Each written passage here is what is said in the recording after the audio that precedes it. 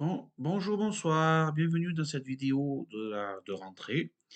J'espère que vous avez passé de bonnes vacances, 2 mois de détente sous le soleil. J'espère que vous avez eu du soleil. J'espère que vous avez pu aller en vacances à la mer. Je vais continuer à faire mes vidéos de l'actualité et faire comme l'année dernière, un résumé des 2 mois d'été, ce qui m'a marqué pendant les congés scolaires. Alors, on va commencer avec la fin de 2 chaînes de la TNT, C8, Énergie 12. Bon, Énergie 12, ça paraît logique. Vous devez sans doute le savoir aussi, quoi. Il manquait de sous, vous n'étiez pas bénéficiaire, il n'y a plus d'émissions, plus d'initiatives, ça paraît logique. La fin de C8 pose peut-être plus de problèmes, étant donné que ça appartient à un grand milliardaire, et qu'il ne va pas dans le sens de M. Emmanuel Macron et sa politique. Il semblerait que, voulant supprimer une émission, celle de Cyril Hanouna, de TPMP, qui va commencer normalement demain, on fasse taire toute une chaîne pour faire taire une personne et au-delà le propriétaire. Bon, il semblerait bien que, d'après ce qu'on a pu voir, d'après ce que j'ai pu trouver à droite à gauche sur le net, quelques renseignements, on aille dans ce sens-là. Il faut plutôt être dans les bons papiers du pouvoir. Ça arrive, on a vu ça dans les années 80, tu vois, avec M. Mitterrand pour les intimes, qui a empêché pendant des années de laisser filtrer des informations, notamment de sa fille. Donc, pourquoi pas avec M. Macron, quoi. Donc, oui, qu'on aime ou qu'on n'aime pas Cyril Hanouna, moi personnellement, j'aime pas, j'écoute pas. Voilà, j'aimais bien son émission quand elle était sur France 4, hein, deuxième partie de soirée, quand c'était encore D8, quand ça a commencé. Après, il a fait un virage plus, plus à droite, on parlait plus, ouais, plus politisé, plus déconnade entre amis, tu vois, avec le fameux, comment ça s'appelle, les nouilles, dans un de ses chroniqueurs. Je trouve ça pas très marrant. Après, il prend des positions bien droitières. Bon, mais si ça plaît, ça plaît. Si ça plaît pas, ben, tu regardes pas, puis voilà, tu passes à autre chose et t'embêtes pas avec ça. Donc, il semblerait que ça soit un certain Kretinsky, qui est un multimilliardaire, ami ou proche, ou dans les réseaux, ce qu'on appelle le capital social, les réseaux, alors pas les, je veux dire les réseaux, pas les réseaux sociaux, bien évidemment, qu'on connaît, mais parmi les réseaux que Emmanuel Macron puisse se faire. Et il reprendrait, c'est un Tchèque, spécialiste des médias, qui reprennent C8. Ouest France reprendrait au mois de mars, et les 2 chaînes c'est au mois de mars 2025, qui reprendrait Énergie 12, c'est Ouest France. Deux blocs qui vont plutôt dans le sens de la Macronie, qui seraient plutôt, oui, des médias d'opinion, et plutôt centristes. Bon, chacun appréciera. Je ne vais pas encore taper dessus, je ne sais pas ce que c'est. On verra bien, il y a des noms qui circulent. Par exemple, des grands noms du journal Les Francs-Tireurs qui seraient là-bas. Donc, on verra bien ce qu'ils vont faire et on va réagir si ça plaît, si ça plaît pas, si ça passe, si je suis d'accord ou pas. Bon, on verra. On leur a laissé la chance. Ça a l'air de mal partir. Je n'ai pas trop d'opinion de Emmanuel Macron. On verra bien. On verra, on verra. On va pas parler avant que ça arrive. On verra bien ce que ça va donner. Voilà. Ça peut être bien, hein. Ça peut, hein. Ensuite, il y a une autre affaire, alors que maintenant c'est l'actualité qui passe très rapidement. C'est l'affaire de Vinicieux, l'affaire de la quiche au lardon.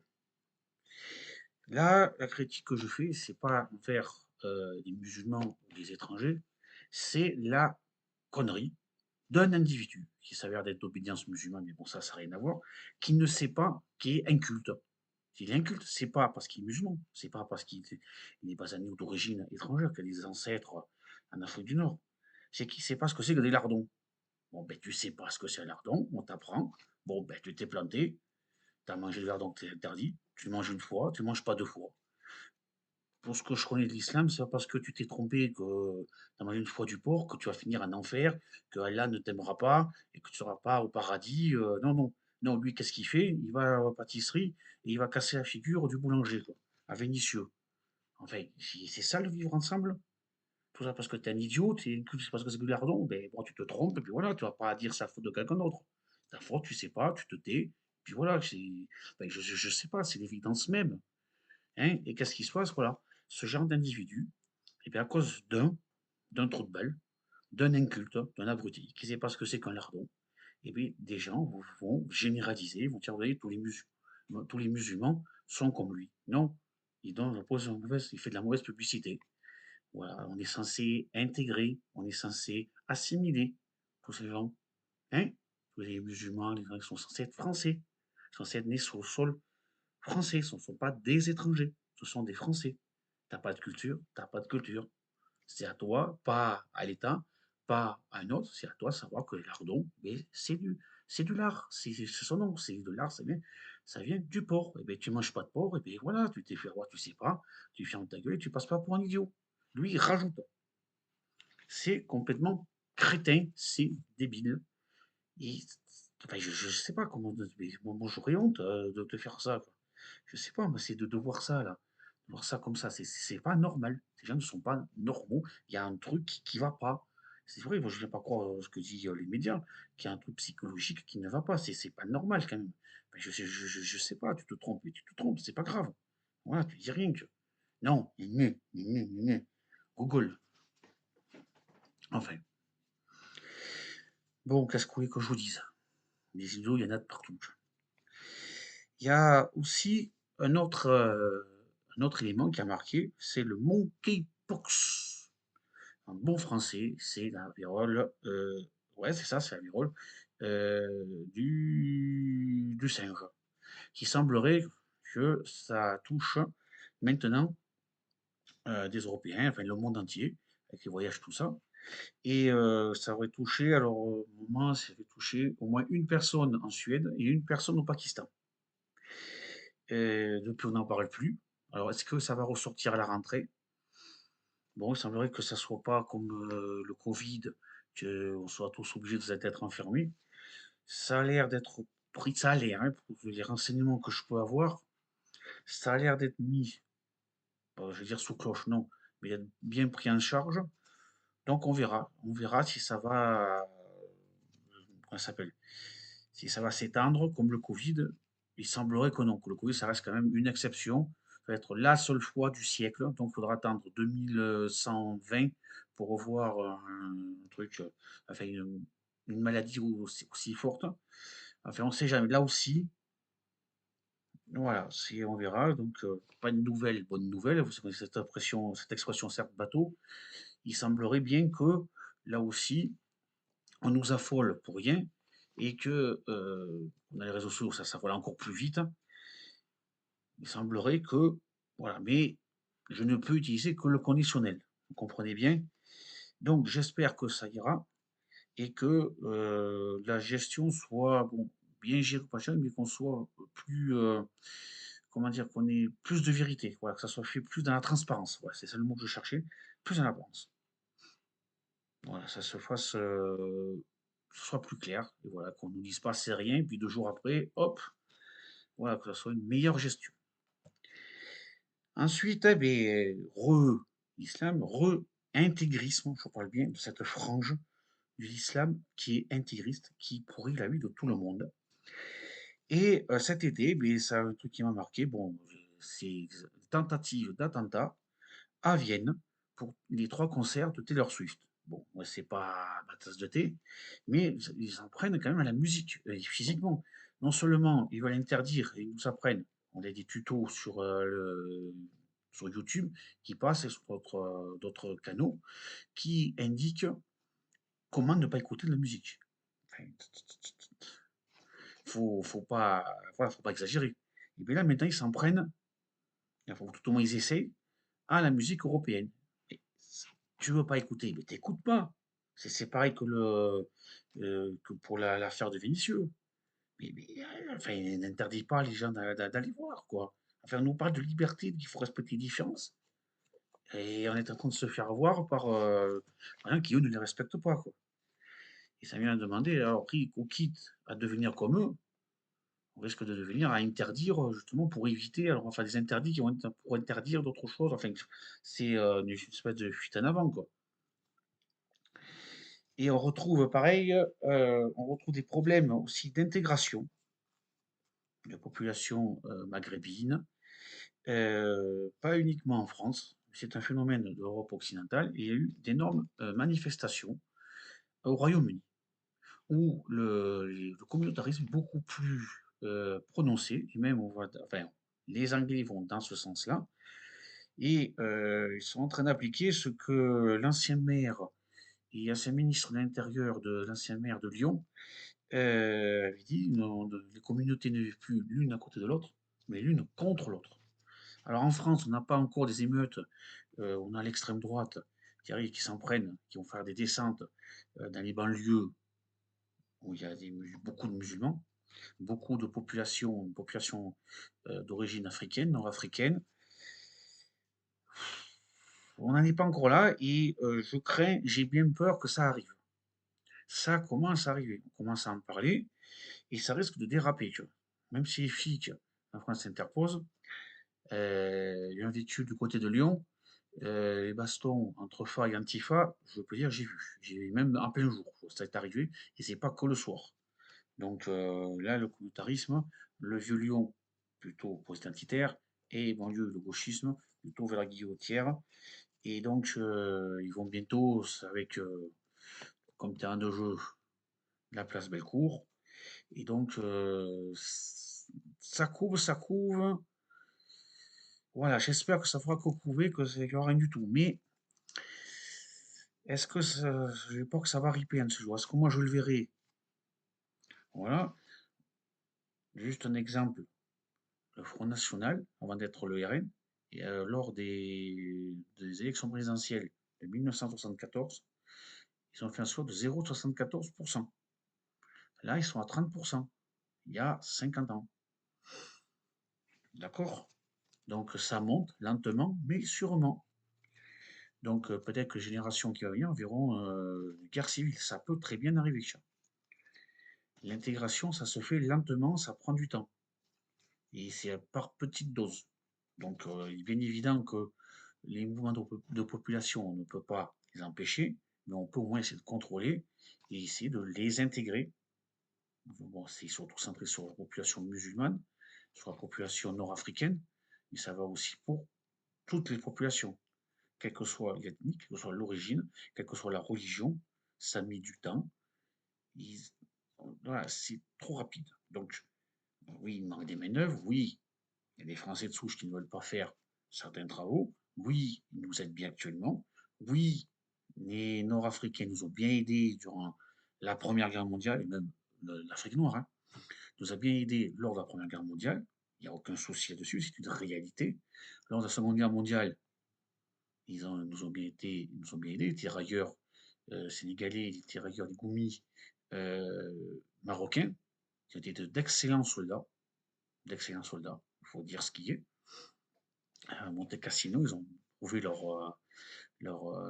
bravoure, leur compétence. Après, c'est un petit peu ripé, il y a des sujets un peu tabous, après, ce qu'on appelle maroquinade, mais militairement parlant, il n'y a rien à dire. Ce sont des excellents soldats, c'est normal qu'on les reconnaisse, c'est normal qu'on donne hein, pour les retraités des soldats, ils nous ont aidés, d'accord. Mais voilà, il y a des soucis avec la deuxième, troisième, quatrième génération qui fantasment le bled et que pour le bled, ils sont français et pour une partie des Français, ils ne sont pas français. Voilà, t'es intégré, t'es français, que ça soit bien clair.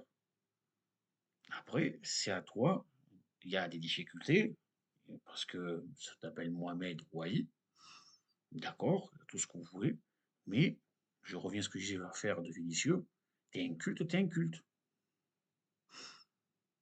Tu dis pas que c'est raciste, c'est ta faute.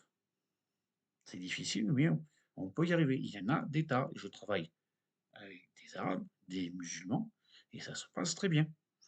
Je n'ai pas à me plaindre. Je tape sur cette bande de- voilà, qui veulent nous pourrir la vie. Il paraît qu'ils ne sont pas nombreux. Ils sont une centaine, 200 dans différentes villes qui enquiquinent tout le monde. Que fait la police?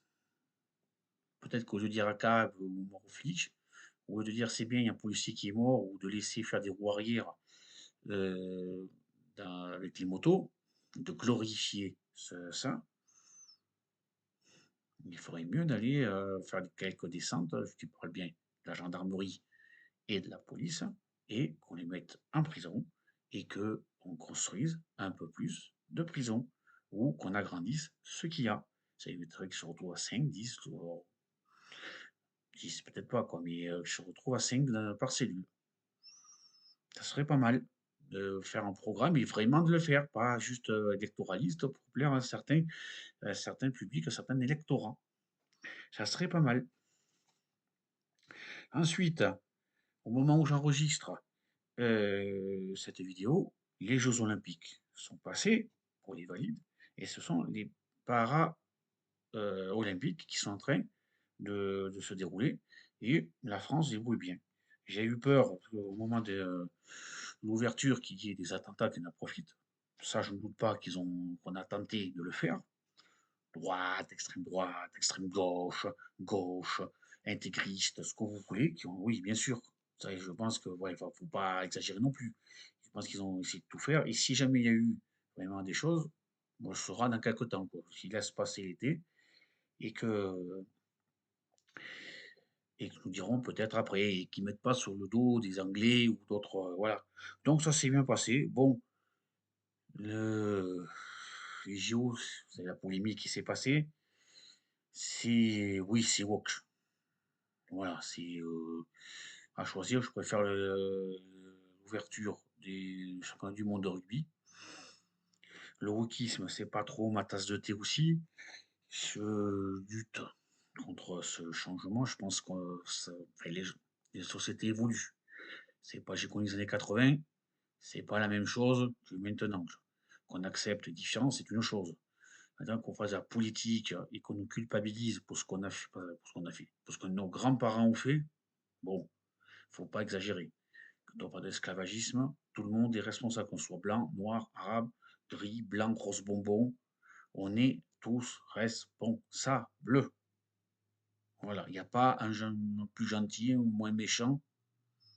Voilà, il ne faut pas exagérer non plus et présenter le monde arabe et le monde noir comme des gentils. Ce sont des êtres humains qui ont leur part d'ombre. Chaque histoire de chaque pays a sa part d'ombre et il faut en parler, essayer d'en parler le plus sérieusement possible, le plus scientifiquement possible et le plus neutre qu'on puisse faire. euh, voilà, sans forcément venir au mais. C'est pas parce qu'on critique un pays qu'on est contre ce pays. La France a fait des cagades, il y a une partie qui a collaboré, les pétainistes, c'est estimé à 5% de la population, 5% qui a résisté et 90% qui a attendu. Bon, ben, il y a 5% qui a collaboré avec l'ennemi.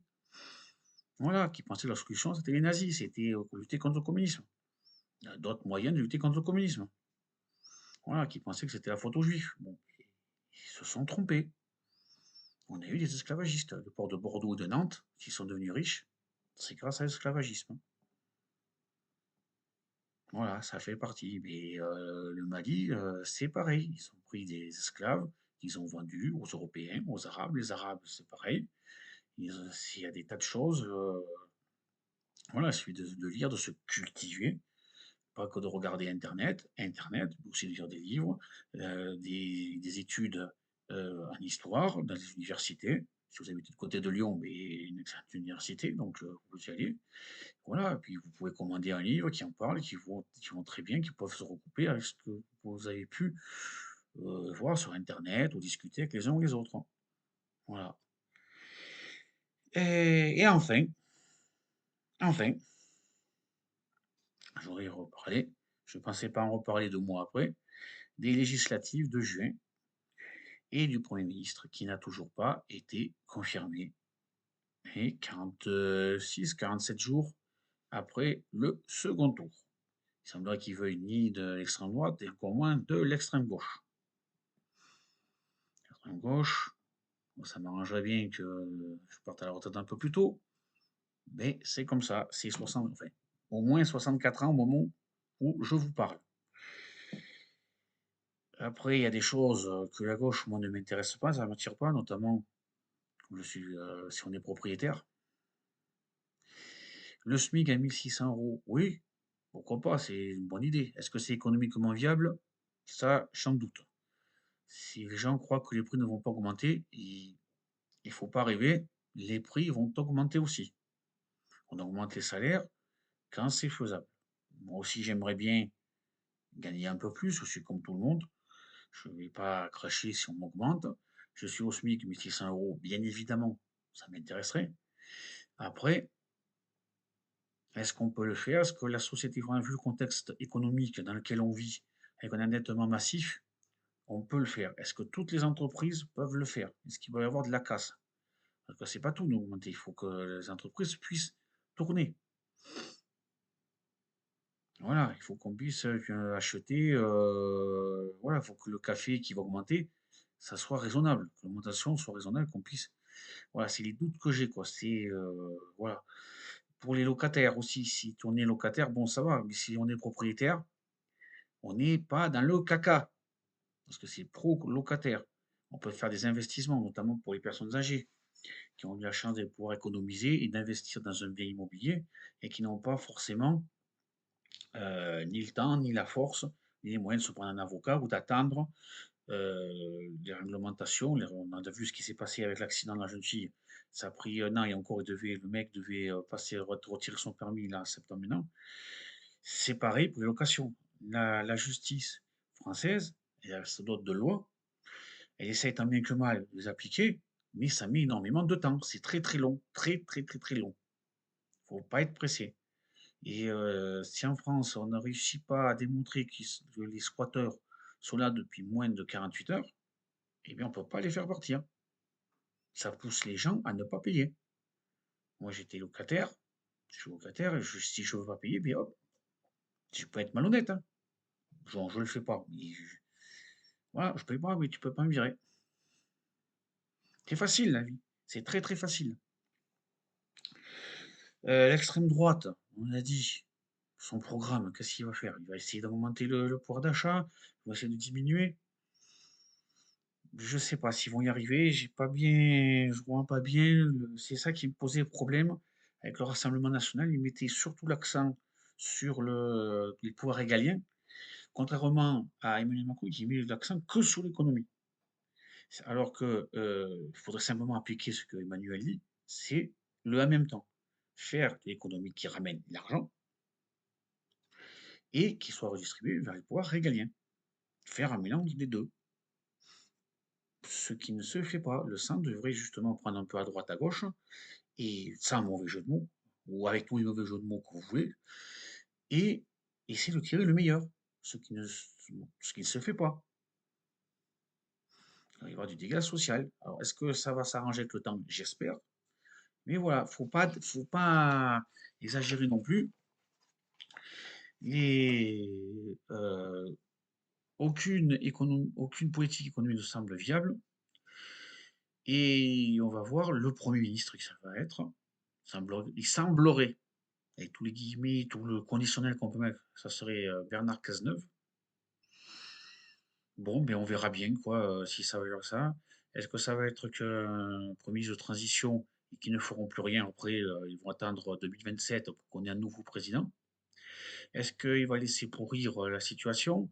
Est-ce que Macron, parce que je pensais que ce serait plutôt une cohabitation de combat, comme ça avait fait entre Mitterrand et Chirac, ou Chirac avec Jospin, et Chirac a très bien su manœuvrer, quoi.